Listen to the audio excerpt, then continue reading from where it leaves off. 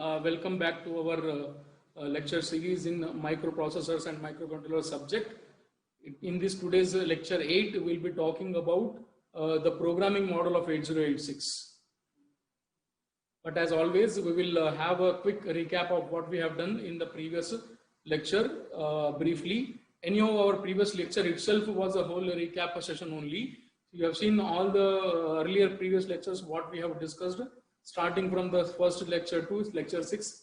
What all we have discussed, we have rewinded in our previous lecture number 7. So I'll not go much into all those things one more time. We will start our discussion from the point of memory segmentation and physical address generation on programming model of 8086, followed by the introduction to the assembly language programming in 8086 is what our today's topics will be. Okay, let us start. So the physical address generation, I got this new statement for giving more better understanding, but again while using this one, I got introduced to a new terminology of address called as effective address. Now what does this physical address generation means? We have this address generator in bus interface units. Its job is to take the two registers, that is the register which contains the segment address and take the register which contains the offset address and calculate the physical address by the formula already discussed. Now we can read it here that 20-bit physical address is generated by adding 16-bit contents of segment register. Segment register can be any one of that four: CS, DS, ES, SS, depending upon whether you are accessing program instructions or you are accessing the data. And when you are accessing data, depends upon again whether you are accessing the data in the data segment of memory or the data in extra segment of memory or the data which is tagged. Okay, the tagged data. So depending upon that one of these four you will select it for getting the 16-bit content for from the segment register called as segment address. Now with this one, another 16-bit offset value, offset address is also required. Sometimes this offset value is referred to as with another name called as effective address. Offset address is also called as effective address. From now, whenever you find the term effective address, you have an understanding that it's offset address. Okay. Now, where does this effective address is stored or offset address is stored? Offset address is stored in any one of the registers, which may include IP obviously, whenever the program instructions are in concern, always the offset address of the program instructions will be there in IP register. And when we talk about data, the data's offset address could be anywhere in index registers or pointer registers. In special cases, in BX register also. So you have the default registers which can hold the offset address or effective address, okay, which is also called as effective address in IP, BX, SI, DI, BP and SP. Again, depending upon which segment, every segment has associated default registers for offset. That earlier I have shown you on table. Today also I will go to that table one more time. But let us, before continuing, let us complete this. Different segments have the different default registers for offset. For example, IP register is default for code segment. For program instructions which are stored in code segment of memory, CS will always hold the segment address and IP will always hold the offset address. They are by default. They are compulsory the same thing. We cannot change this CS and IP. That means we cannot change a segment register other than CS or use other than CS for accessing program instructions. We also cannot use offset register as IP. That means other register in place of IP for accessing our program instructions offset address. So they are by default. CS and IP combination gives the physical address of program instructions. Okay. BIU always append the 4 zeros automatically to the 16-bit address of the segment register. Appending 4 zeros is nothing but multiplying that number with the 10 hexadecimal. Whatever is there in segment register, that is multiplied by 10 hexadecimal, and doing that on what happens, the hexadecimal digits, they will shift to left side by 1 digit and one extra 0 hexadecimal digit will be added onto the right side. Okay, about which examples also we have checked it out. Okay, this makes that address as to look as a 20-bit. After that, the effective address, or also called as offset address, will be added to this address to get the exact 20-bit physical address. Okay. So this is how it happens.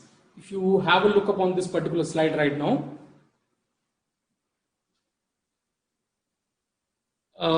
this table onto this right side here, you can check it out. The left side, sorry. CS, DS, ES, SS. These are the 4 possible segment registers in which your segment address will be there. Whenever you are accessing program code, segment address is there in CS, and the associate default register for offset address is IP. Okay. And when you use DS register, that means data segment of memory, that time the default register for holding the offset address is SI. In some special cases, you can make that one as DI and BX also, but the default is SI. When you are using ES, the default register for holding offset address is DI, and when you are using SS register, the default register for holding the offset address is SP, stack pointer. Okay. Now on the other side, you can check it out, this way in which the address generator will work. It will take the segment register, content 16-bit, and 4 zeros will be appended.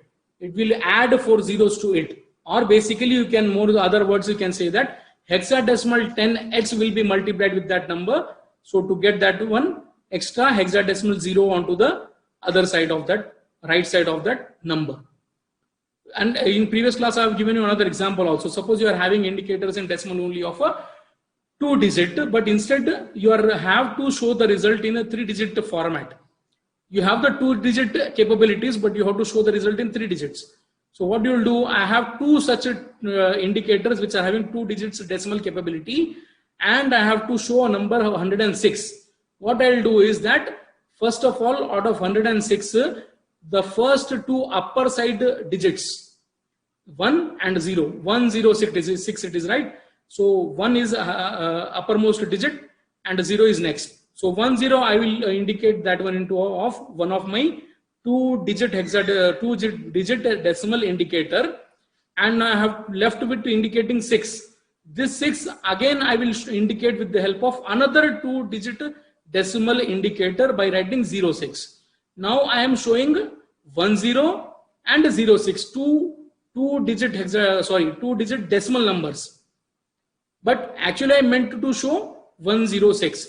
So that time I have to program my viewers that you have to take the first indicator's 2-digit, multiply that content with the base of the decimal number system, that is 10. So 10 multiplied by 10 gives 100. Then add the second indicator, whatever is visible, that is 6. 100 plus 6, it becomes 106. Same way here also, the segment register will contains the top 16 bits of my segment, okay, or the physical address. Top 16 bits of the physical address. Physical address is 20 bits, but out of that only top 16 bits are held into the segment register, that will be there in it. And after that I am multiplying this content with the 10 hexadecimal. Okay, why 10 hexadecimal? Because I have to multiply with the base number. Base number in hexadecimal is 16. 16 is written in hexadecimal as 10. 10h is 16 decimal. 16 decimal is 10 hexadecimal. So I multiply that one. When I multiply that one, these you can see in binary 4 zeros will be introduced there. 4 zeros of binary will be introduced. Okay. And in hexadecimal, when we say 16-bit hexadecimal, 16-bit binary is 4-digit hexadecimal. And when we multiply with 10h, it will make that one as 5-digit hexadecimal by introducing one extra 0 onto the right hand side. After that, they both will go into adder. This 20-bit address what we just now calculated, and another 16-bit offset address. This quantity and that quantity will go into adder. The adder will add them and gives us the physical address, which is of 20-bit size. Okay.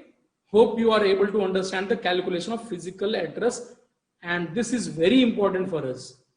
We have gone into the physical address calculation because in 8086 there is no linear addressing possible. Linear addressing is possible whenever your memory addressing capability matches with any one of your register size.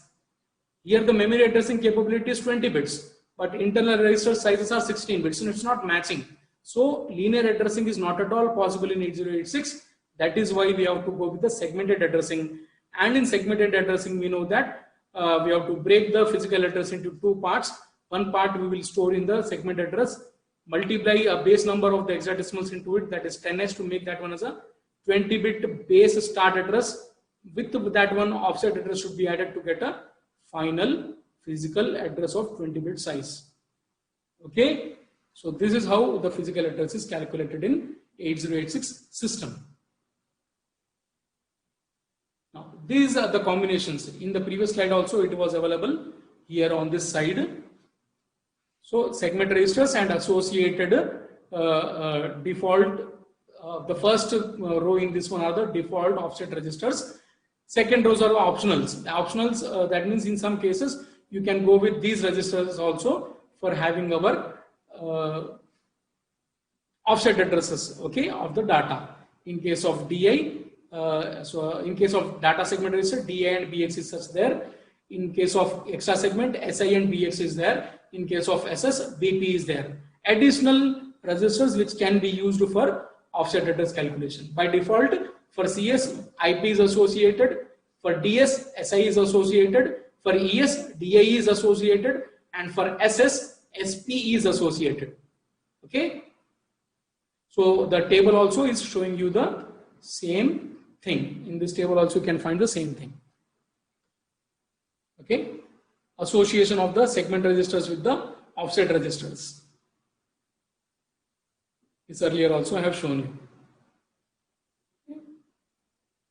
This is how the calculation of the physical address will be there. First, the segment address will be taken. You can see in CS register here, we are having 2500 hexadecimal. So 2500 is taken, that is segment address. Next, segment address is shifted by 1 digit hexadecimal. And how it is done? It is done by multiplying the above number with 10 hexadecimal. So you'll get, here it is 2500, now that becomes 25,000 in hexadecimal only. Then we add the offset to it. Offset address. Offset address here it is available in IP register, instruction pointer, that is 95F3. Now 25,000 is added with 9,000 and 5F3, 500 and F3. These are in hexadecimal, so these alphanumeric numbers will be coming there. And when you add these two, we get 2E5F3. This 2E5F3 is our 20-bit physical address. Okay, so physical address. Another example also we have seen in our previous class. Here, this example is solved by giving two quantities, and how it is done we know that already. Even this example we have seen. Okay, here five set of questions were asked actually. Show the logical address, show the offset address, show the physical address, show the lower range of that segment, and show the upper range of that segment. So the logical address is given as CS:IP. That is basically segment address : offset address. So segment address is there here in CS, and offset address is there in IP. So CS:IP, that is, here you can find it 24F6H:634AH. So there is a logical address. Offset address is obviously what is there in IP, is the offset address. Physical address, you need to calculate, and you will get this 2B2AA as a physical address. Okay, next is, here is asking, fourth is lower range of that segment. Always the starting of the segment, the segment address where it starts, the segment where it starts can be obtained by taking the segment address, multiplying that one with the 10 hexadecimal, adding 4 zeros of hexadecimal to it. That means adding nothing. So that becomes our segment lower range. That means the base of the segment, where exactly the segment is starting. Okay, and upper range is the top of the segment, where the segment is ending. So that address can be calculated by taking the segment address first, multiplying the 10 hexadecimal to get that extra zero here, and then adding 4 Fs, FF, hexadecimal. All numbers 1111 in binary, 16 ones in binary, okay, is represented as FF in hexadecimal. So when you add these two, you will get the topmost part of your segment. Okay, like this. So bottom of the segment is this thing here. That means segment code segment starts here at this address, and that address is 24F60, and this here it is end. Here the segment ends. The physical address, which is last address in the code segment memory, is 34F5F. Okay, that is the thing about it. Next, our today's specific topic, that is programming model of 8086. So there are two programming models here, programming model for hardware and programming model for software. So how we can program or write a program for 8086. So 8086, in our course we will be writing a program in assembly language programming. But before that, in hardware, what is all programmable? We have seen the architecture already. We got seen that in the architecture, in the bus interface unit, we are having segment registers, IP register is there, instruction queue is there, okay, address generator is there. Out of these all, which are program controlled? That means which thing you can control by writing something in the program. So here program controlled are your CS, ES, SS and DS and IP, these 5 registers. Address generator, you are not programming program controlling directly. By default, it will check the segment registers and offset register and work automatically. Instruction queue, also you are not programming by writing a program instructions there. It also functions obviously to get the prefetch of 6 bytes of instructions from the code memory. So which are programmable, which are not programmable is the discussion here out of the architecture. So in bus interface unit, out of the 3 major modules, that is instruction queue, address generator and 5 registers. 5 registers are programmable, whereas address generator and instruction queue are not programmable by the user directly. Directly you cannot access them to write program into it. Okay. Next, in execution unit also, there are 3 major modules, okay, in which are programmable, which are not programmable. Let us see. Control system, directly you cannot program it. It works on its own for internal synchronization and all. It generates signals for internal synchronization. Okay. Synchronization means at which time what action should go on or carried out by all the different modules. So that ordering, that command is there in the control security, and that is not user programmable. Next is the set of registers. Register array is there. All your 4 general purpose registers, 2 index registers, 2 pointer registers. They are program controlled. You can write a program into them. You can change the access of those registers by writing a program. Okay. So in programming model hardware, all these registers will come into the part of programming model. Then we had ALU. ALU, you are programming it, okay, indirectly by writing the instructions. Directly you are not changing anything into the ALU. So you can say that ALU is not accessed directly by the programmer. It is by default there, and according to the instructions decoded and fetched and decoded by the processor, it will work. The ALU will work automatically. Okay, and then we have flags. Flags are again user programmable. We have seen it. At least 3 of them are user programmable, because your trap flag, interrupt flag and the direction flag, you can put a 0 or 1 whenever required.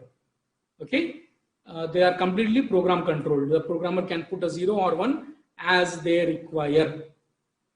So that is about the programming model. And when you study this particular statement here, it talks about that from 8086 onwards till Pentium 2, we have a particular programming model as similar. They all have the programming model which is similar to one another. All the set of registers are there, but the sizes of the registers are little bit different. And more specifically, till 80286, we have the register set in the these processors which are programming model and which are visible to all of the programmers. That means all its internal registers are not hidden. The programmer can check them, write a program, write the data into them anytime required.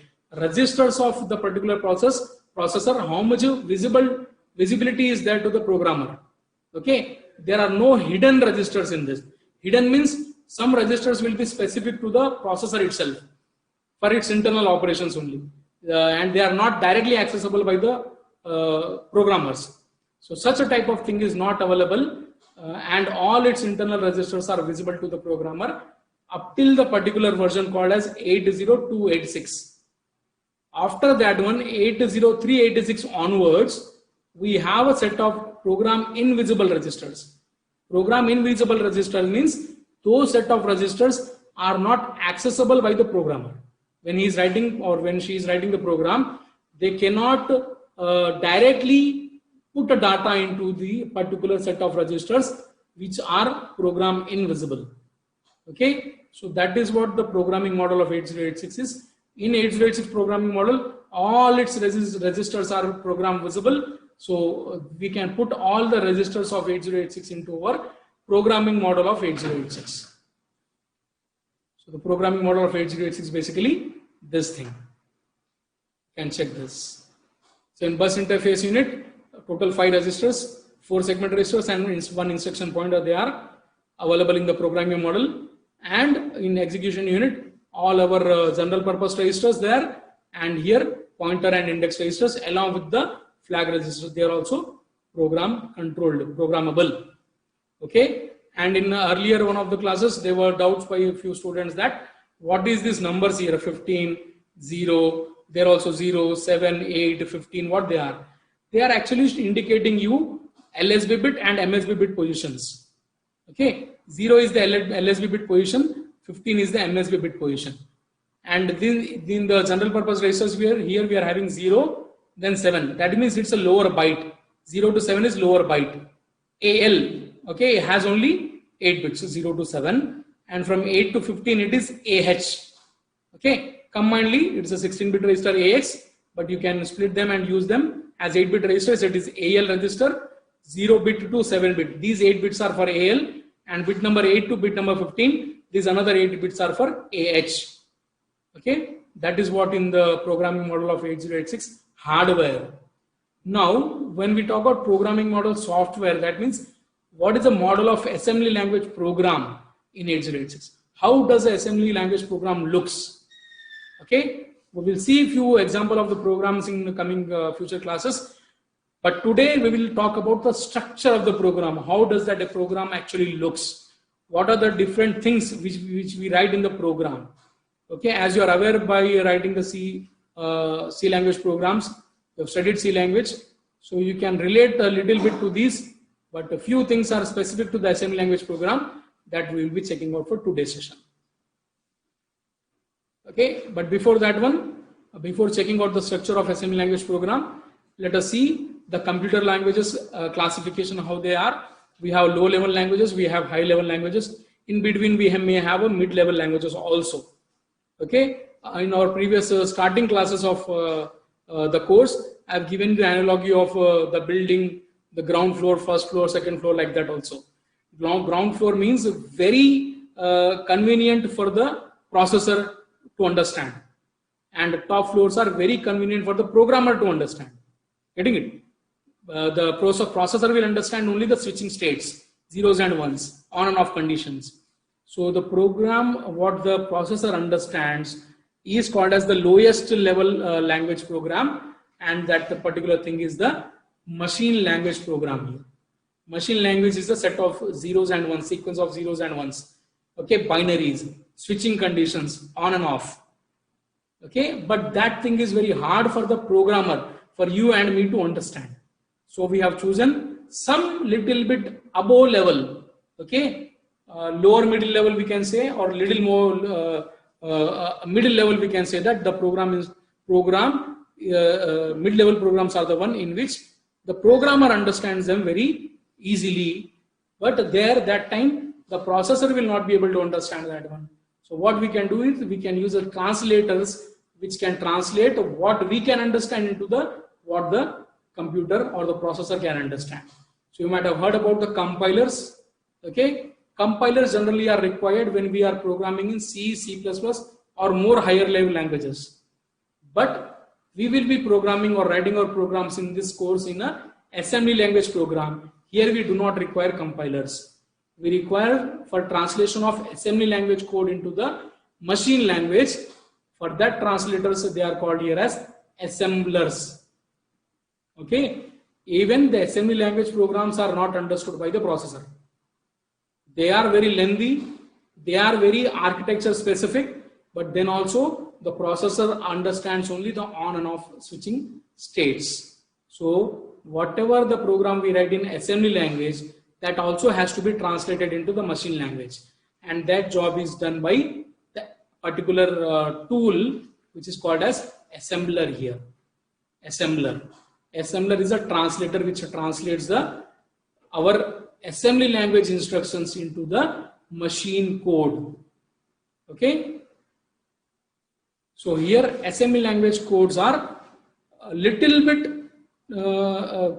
very basic to the structure and architecture of the processor what we are using and working with, but again they are the English alphabets, words called as mnemonics, which has to be translated into the machine codes, zeros and ones, and that job is done by the assembler here.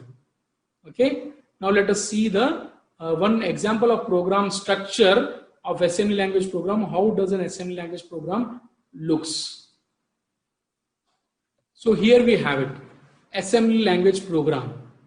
So if you just ignore this boundary of the red color here, so what all is available on this particular slide from this side to the other side, that is the assembly language code.